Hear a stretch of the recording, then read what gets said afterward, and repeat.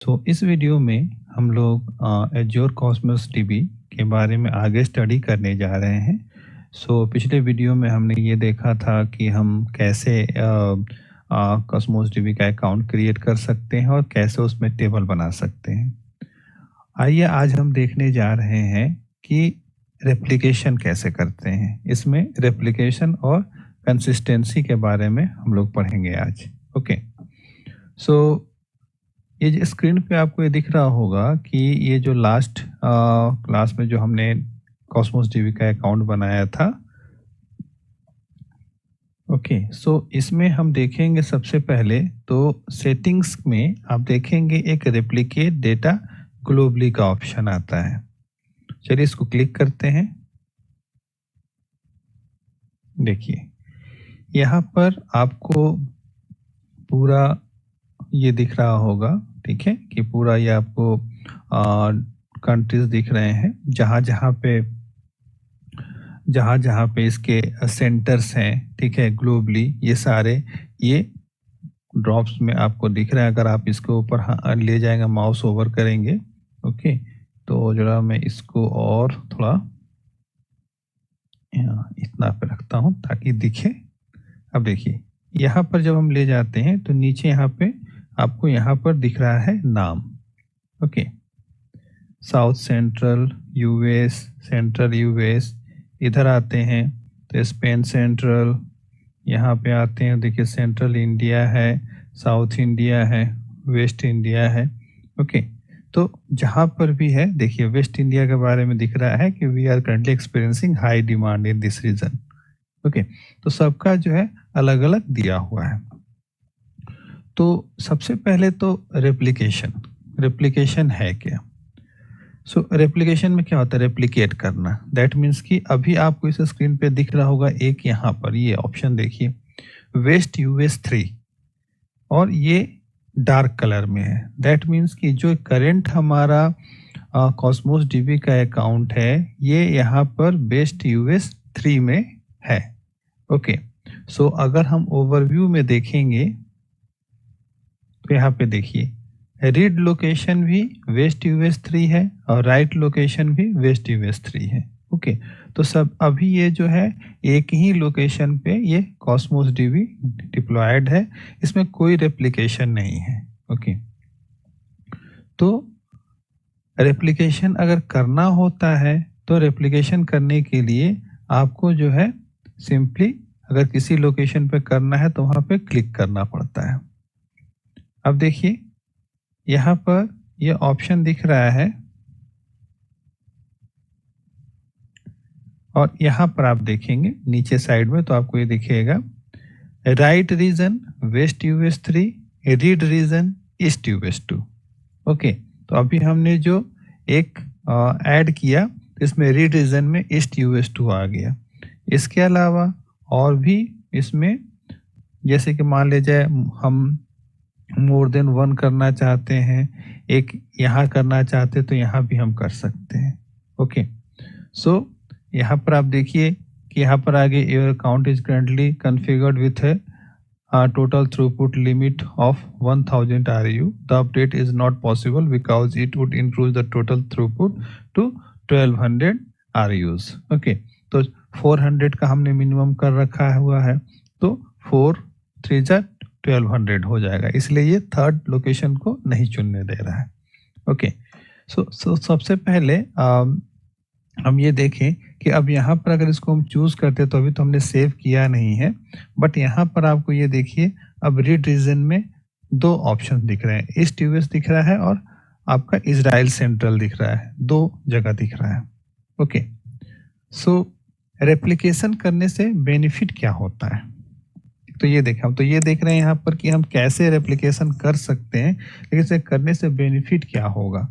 तो देखिए हमारे यहाँ के कस्टमर्स जो इस एरिया के हैं उनको यहाँ के डेटा सेंटर से डेटा अवेलेबल हो जाएगा, और वही अगर सपोज कीजिए कि कोई इस रीजन का यूजर डेटा एक्सेस करना चाह रहा है और डेटा हमारा यहाँ है तो थोड़ी सी उसको डिले होगा, थोड़ा सा उसको लेटेंसी मिलेगी। ठीक है। लेकिन वही अगर ये लोकली जगह से अगर डेटा को एक्सेस करता है तो उस सिचुएशन में इसको क्या है कि लेटेंसी जो है नहीं मिलेगी या कम मिलेगी। ओके, तो रेप्लिकेशन करने का यही कॉन्सेप्ट है कि हम रेप्लिकेशन करते हैं तो डेटा एक जगह पे राइट कर रहे हैं और वो मल्टीपल जगह पे वो रेप्लिकेट हो जा रहा है, जिससे कि वहाँ पे जो भी यूज़र हैं उन सारे यूज़र्स को डेटा जो है वो लोकल या नज़दीक के डेटा सेंटर से मिलेगा, इससे लेटेंसी नहीं होगी। इसीलिए हम रेप्लिकेशन करते हैं। तो यहाँ पे रेप्लिकेशन करने के लिए सिंपली सेलेक्ट करना है और सेव करना है। ओके, तो देखिए जितना भी आप चूज करेंगे उतना में क्या होगा, ये कॉस्ट इसका डबल होता जाएगा। ओके, सो अभी आप देख रहे हैं कि राइट रीजन एक है, रीड रीजन में मैंने 2 सेलेक्ट किया है, लेकिन अभी मैंने इसे सेव नहीं किया और ये सेव करने भी नहीं देगा क्योंकि यहाँ पे थ्रूपुट का इश्यू है।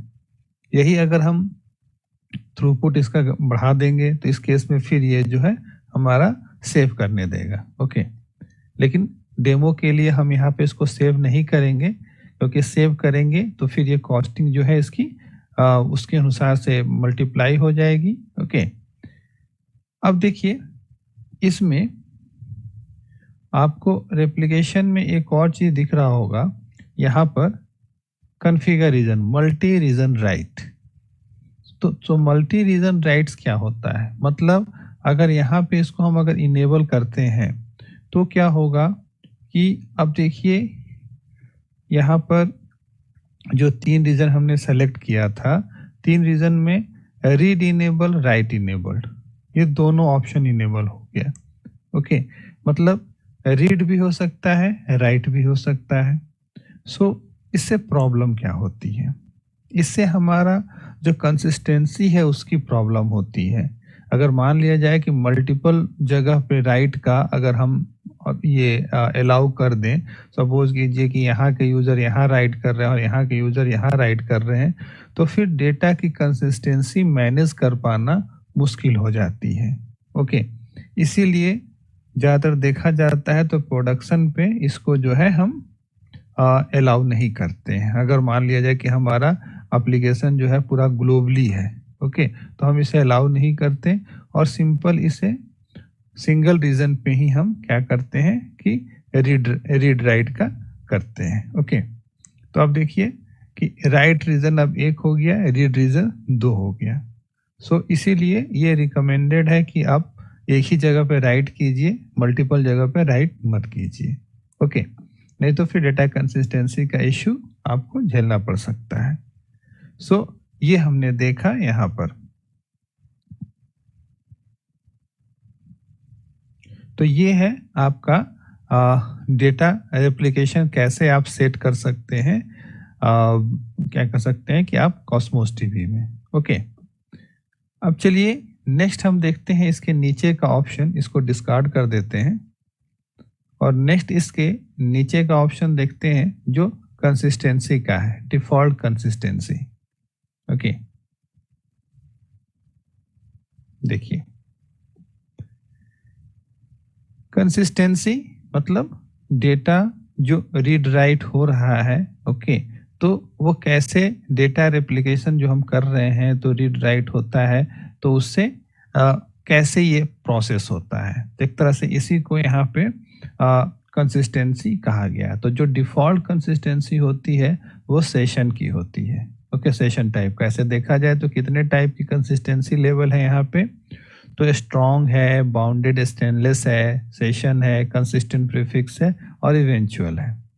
ओके, तो एक तरह से कहा जाए अगर हम बारी बारी से हम देखें, सबसे पहले अगर हम स्ट्रॉन्ग का देखें, स्ट्रॉन्ग में क्या होता है, तो आप देखिए यहाँ पर आपको जो है इसका वन लाइनर एक्सप्लेनेशन आ जाता है कि strong consistency provides the most predictable and intuitive programming model when you configure your account with a strong consistency level. Azure Cosmos DB provides reliability guaranteed.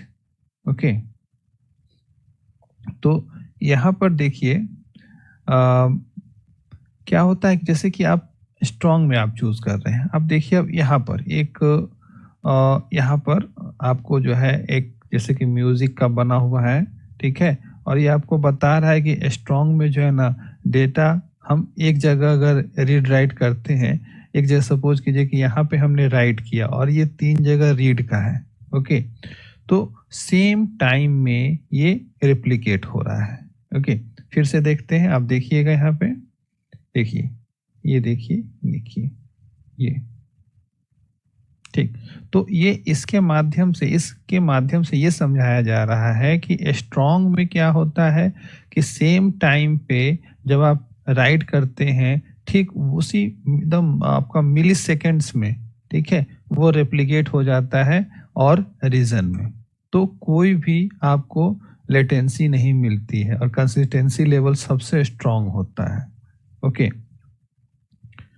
वही दूसरा अगर हम देखें बाउंडेड स्टेनलेस, तो इसमें क्या होता है, इस ग्राफ के माध्यम से ही समझते हैं। अब देखिए, राइट किया गया उस समय या इस रीजन में इसने राइट कर दिया, ठीक है? बट दूसरे और तीसरे रीजन में अब इसने राइट नहीं किया है। तो एक रीजन में तो ये पैरेलली राइट कर रहा है, तो पैरेलली ये सेम रीजन होने के कारण ये भी आपका वेस्ट यूएस है और ये नीचे देखिए तो वेस्ट यूएस है, तो ये सेम टाइम पे अवेलेबल हो जा रहा है। लेकिन दूसरे रीजन्स में थोड़ी लेटेंसी हो रही है, ओके? थोड़ा सा टाइम लग रहा है, लैग हो रही है टाइमिंग का। तो यहाँ पर आपको टाइमिंग सेट करने का ऑप्शन दिया हुआ है।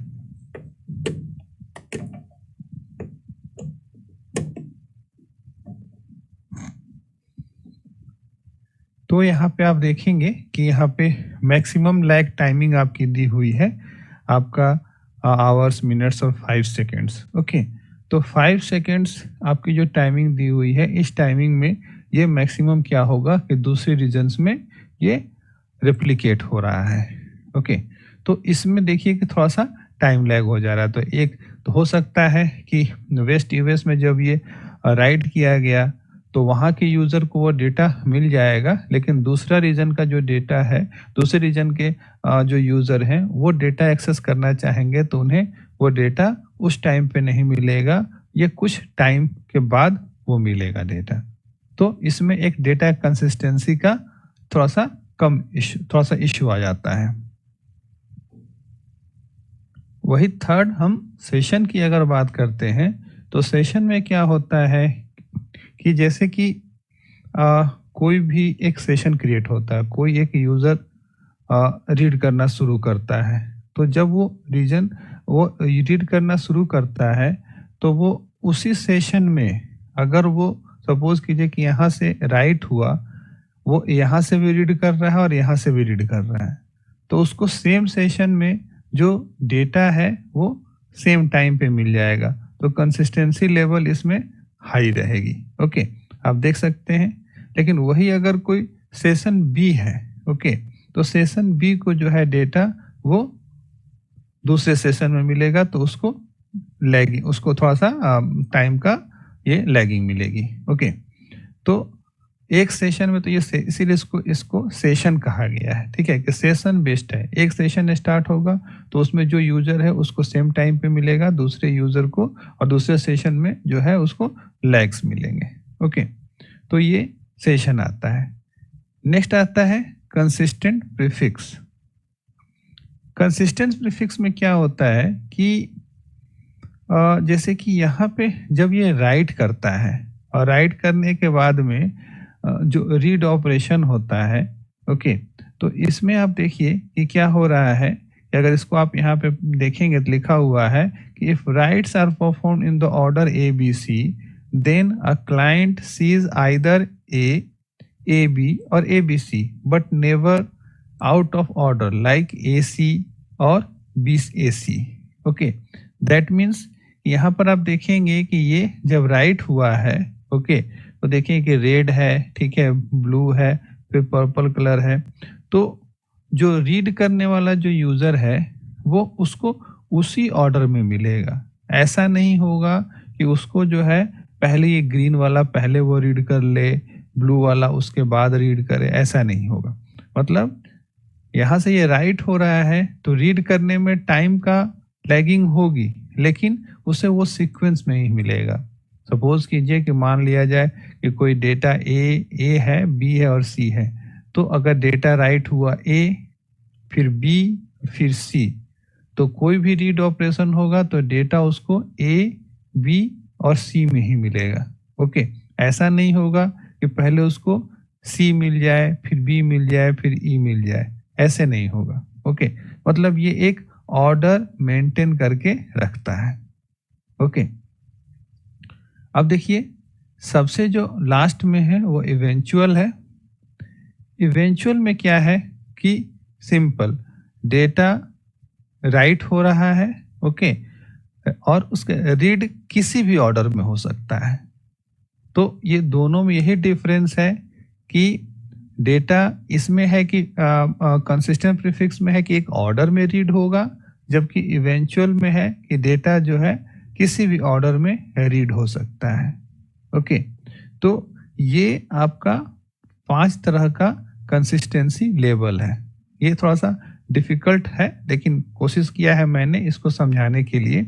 ओके, सो इसमें एक छोटा सा चीट शीट बनाया था मैंने, ठीक है, कि जो स्ट्रॉन्ग कंसिस्टेंसी होती है वो सबसे अच्छी कंसिस्टेंसी होती है, क्योंकि सेम टाइम पे सब जगह रीड और राइट हो रहा है। ओके, सब जगह राइट किया, सब जगह रीड हो गया। ओके, बट इसका परफॉर्मेंस थोड़ा सा पुअर होता है। ओके, परफॉर्मेंस पुअर करने का मतलब ये नहीं कि 1-2 सेकंड होता है, मिली सेकेंड्स का ये होता है, ठीक है। तो इसमें सब जगह राइट कर रहा है, तो एक टाइम में अगर ये हर एक सेशन पे, हर एक रीजन पे राइट कर रहा है, तो उस टाइम पे जब तक वो राइट नहीं होगा तब तक वो जो है यूजर को अवेलेबल नहीं होगा। इसलिए कंसिस्टेंसी इसमें अच्छी रहती है, लेकिन परफॉर्मेंस इसमें अच्छा नहीं होता। वही सबसे लास्ट वाला जो इवेंचुअल है, इसमें परफॉर्मेंस बहुत अच्छा होता है, ठीक है, लेकिन लेटेंसी कम होती है, सबसे कम लेटेंसी होती है। इसका रीजन क्या है कि यहाँ पर आप देखिए किसी भी ऑर्डर में ये रीड हो सकता है। बाउंडेड स्टेनलेस का इसमें क्या होता है कि हमने इसमें देखा था कि हम टाइमिंग डाल देते हैं कि मैक्सिमम इतना होना चाहिए, तो डेटा कैन लैग बिहाइंड, थोड़ा सा लैग हो जाता है। सेशन में ये गारंटीड है कि ये सेम सेशन में आप रीड करोगे तो सेम रिटर्न होगा। और कंसिस्टेंट प्रीफिक्स में है कि delay in order for recent data, but you will not see out of order writes, तो आपको डिले होगा, ठीक है, रीड करने में, ठीक, लेकिन आप उसी ऑर्डर में रीड करोगे जिस ऑर्डर में राइट किए हो। ओके, तो ये कंसिस्टेंसी लेवल है डिफरेंट, जिसको मैंने यहाँ पर समझाने की कोशिश की है। ओके, तो आशा है आपको ये समझ में आया होगा। तो आपको जो है 2 टॉपिक इसमें हमने कवर किया, डेटा रेप्लिकेशन का और कंसिस्टेंसी का। अगर दोस्तों आपको ये समझ में आया हो तो इसे लाइक कीजिए, दोस्तों के साथ शेयर कीजिए और सब्सक्राइब कीजिए। ओके, थैंक यू दोस्तों।